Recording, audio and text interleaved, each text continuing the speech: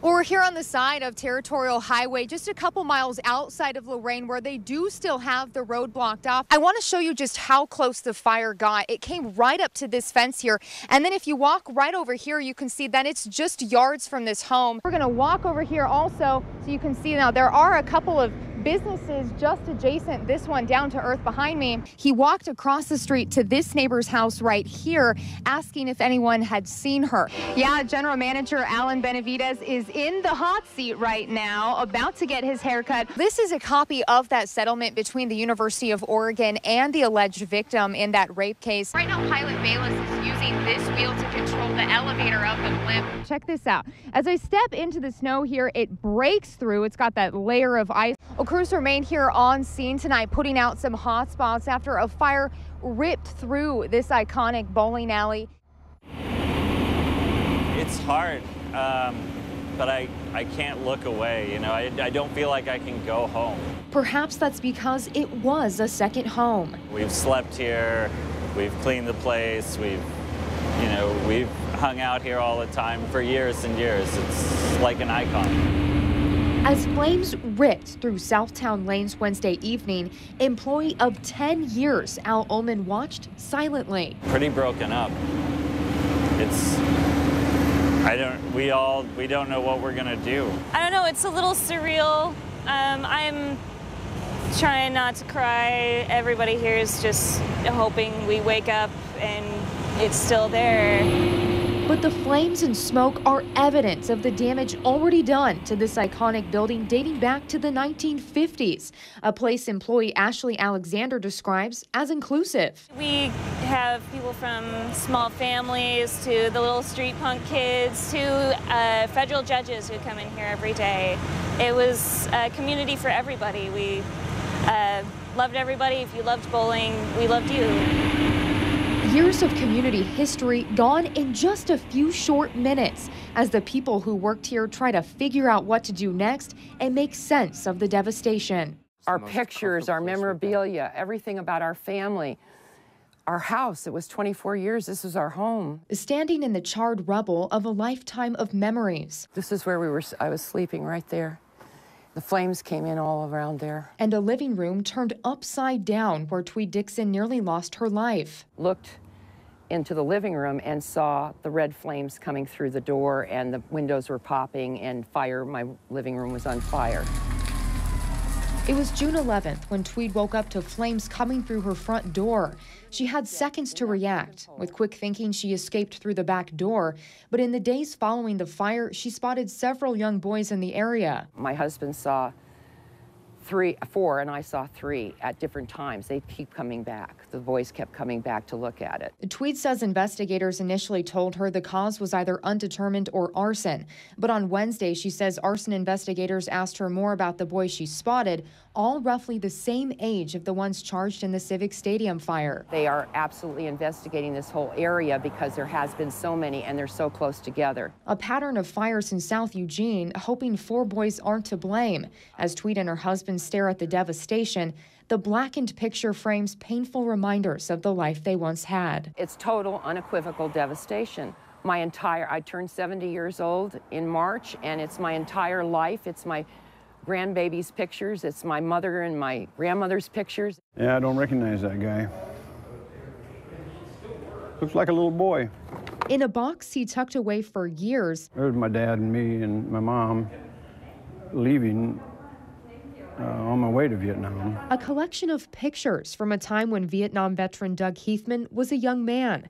In that box, an airline ticket, the only one he's kept in nearly 50 years. I always thought, well, I should go, try and actually thank him in person or somehow. Written in red ink. And there's the ticket he gave me. July 1969. A date Heathman remembers vividly. He slid the ticket across. I put you in the forward cabin, and I didn't think anything about it. Recently back from serving a year in Vietnam and in full uniform, the 19-year-old bought a ticket home to Iowa after visiting some friends in Eugene. It wasn't until Heathman got on the plane that he realized what the ticket agent did for him that day. Flight attendant came and said, "Want to see my ticket?" And I showed it to her. He said, "Well, you're supposed to be in the first class." So he upgraded me to first class, and I had neglected to thank him, so came back to try and find him. Determined to thank the man behind the first-class ticket, Heathman wrote a letter to United Airlines and is actively working with them to track down the employee. We're told this may be the employee's ID number, a first clue in hopefully finding the man who showed his respect for Heathman's service.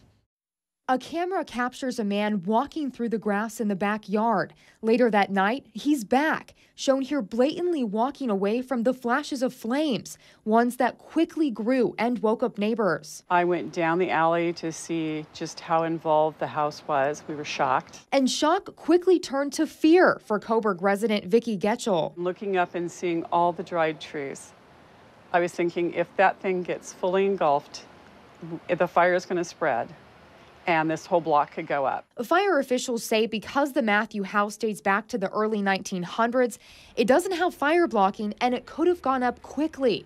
Now police asking for the community's help in searching for this man who they believe is behind it. And questions swirling about a motive because plans were in the works to turn this house into a marijuana dispensary. The Matthew house is an historic home, and we'd love to see a business go in, but I don't think this is the right kind of business for that. Being 12 weeks pregnant and expecting our first child, I mean, our kid's gonna ride a bicycle down the street, and 2 feet away there's gonna be a car parked, and they're gonna be buying their pot. Controversy surrounding what business will go in this historic house, so much that neighbors are fighting the city to appeal a potential marijuana dispensary. By putting in a pot dispensary into Coburg in general, it kind of takes away from the town because the towns, I mean, you don't have very many little towns left. A fire-sparking conversation about what's important to the town, but not understanding one person's extreme behavior to torch the building. I understand the person is frustrated with city council, but to start a fire and have arson is not the answer. The engine revs as the propellers spin, and then this 192-foot blimp is off into the Eugene sky. For pilot William Bayless, it's a complicated game of mechanics in flying this iconic airship. I use the rudder pedals on the ground here, similar to an airplane or helicopter. You have strong legs to be a blimp pilot, so you're just moving those control surfaces left and right. It's all based on pressure, maintaining a certain amount of helium and air inside this envelope. If it was cloudy right now and say the clouds covered up the sun, the ship gets heavier. So that happens while we're flying as well. So it's extremely variable, so we're thinking about that. There's a lot of math and science, mental computations. Right now, pilot Bayless is using this wheel to control the elevator of the blimp. Quite a science that goes into takeoff and keeping the blimp in the air, but pilots say that the real reward is the view. I've flown airplanes up in this area of the country.